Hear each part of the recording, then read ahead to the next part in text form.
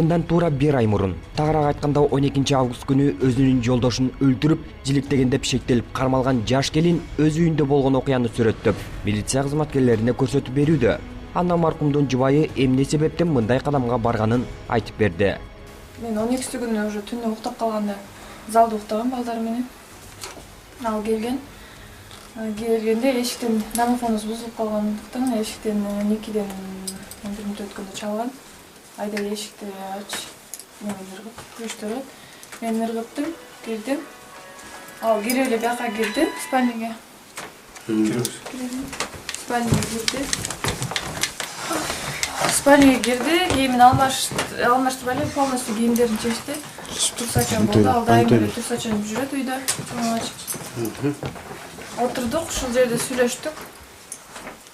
Төшөк салып койгон бияка жатканы. Мен биякта күйөө менен обычно бирге 2 саат 3 саат жатам да, анан балдар менен аяка барып жатам. Алар бул айнекти ачып жатат, сквозняк болгондо биз балдар менен бирге жата албайбыз. Ошондуктан мен залда уктайм балдар менен. Алар ачына чабынат ошолорго карап. Ал күнү келгенде айткан, ошо эмне кеч келдиңиз десем, мен ошо бешер менен жүрдүңүз десем, жок, мен Эмил байке менен үйүндө аш жедим. Ошо Эмил байке аябай жакшы киши экен.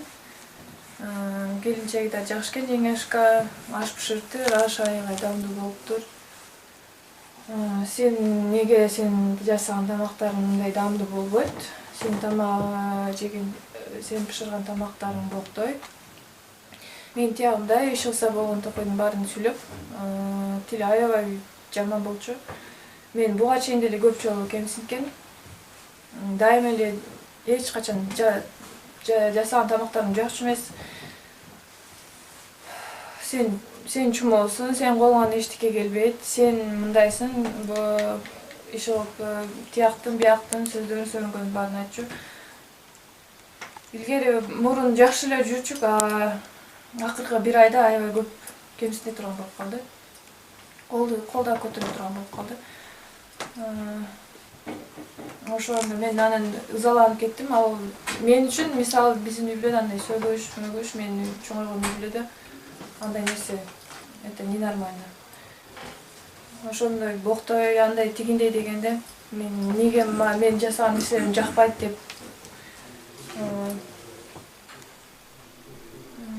айтканда, ал мен үнүмдү катуу кыйкырып айтканда, ал жини келди дагы, тепкеледи.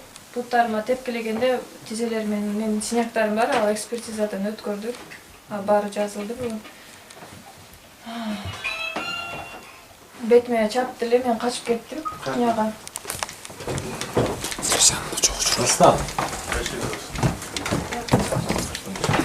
Бычакты бекитип турганда ал келди.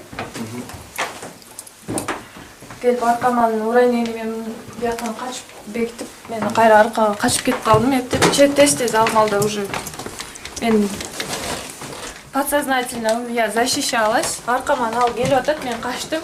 Ал мен кол көтөрүп урайын дегенде мен сайдым. Сайганда жыгылган, бүгүлгөн, дагы сайган. Уже бүгүлүп калды. Бүгүлүп жерге жыгылып атат. Ошол малда айтты, за что алты, мен за всю свою жизнь один раз. Сол жакка баргам, бияка бардым, ошо точно не помню. Бурдум, я остановилась, ишил берге жеткенде уже бычак кирбей калды да. Кирбей калганда колум кесип кеткен. Ошондо я поняла, кан акты, кеттим, я остановилась и поняла, что его убила, она звук чыгарып аткан. Кийин эмне кылаарын билбей, кылмышты жашыруу үчүн жансыз денени бир канча бөлүккө бөлүп, шаардын ар кайсы бөлүгүнө такси менен алып барып, таштанды челектерге таштаганмын дейт кылмышка шектүү. 5-ке чейин ойлонуп, эмне кылаарын билбей, коркуп, түрөгелип грабеж кылдыбы дегенде окшошпойт, бирөө атайын өлтүрүп кетти десем, биз жөн эле аман турабыз. Оюма бар жок келди, эмне кылып койгонун өзүм түшүнбөй. Акырын ошо мына жок болуш керек, теланы жоготуш керек, чтобы все следы жок кылыш керек. Килемде 2 жолу жуудум, биринчи жолу мындай жууганда кетпеди, эртеси күнү ваннага кирип дагы жуудум. Дагы калды, анан кийин мойкага апардым да башка күнү. Айта кетсек, 14 август күнү эртең менен 5 кечи райондогу таштанды таштоочу челектен эркек адамдын кесилген колдору жана буттары табылган. Ал эми кийинки күнү адамдын башы Фучик көчөсүнөн, дагы бир бөлүгү Борбордогу чайханалардын биринин жанынан чемоданга салынган абалда табылган. Ал эми маркум 1981-жылы туулган Эрлан Оркошов экени такталып, кылмышка шектүү катары 26 жаштагы анын жубайы кармалган. Бул боюнча тергөө иштери уланууда дейт Бишкек ШИИБинин басма сөз кызматынын жетекчиси Олжобай Казабаев. Бүгүнкү күндө өзүңүздөргө белгилүү ал иштер тергөө абагында, жанагы убагында жана соттук медициналык экспертиза жана психиатрический экспертизалар дайындалбады эле. Ошолордун азыр жыйынтыктары чыга элек. Ошолордун негизинде күтүп атат. Чыккандан кийин дагы тергөө ошондо гана, ошонун негизинде анан дагы уланат да тергөөчү. Бүгүнкү күндө ал тергөө жүрүп жатат. Бул жерде Бишкек шаардык ички иштер башкармалыгынын тергөө башкармалыгында бул иш дайыр эле каралып атат.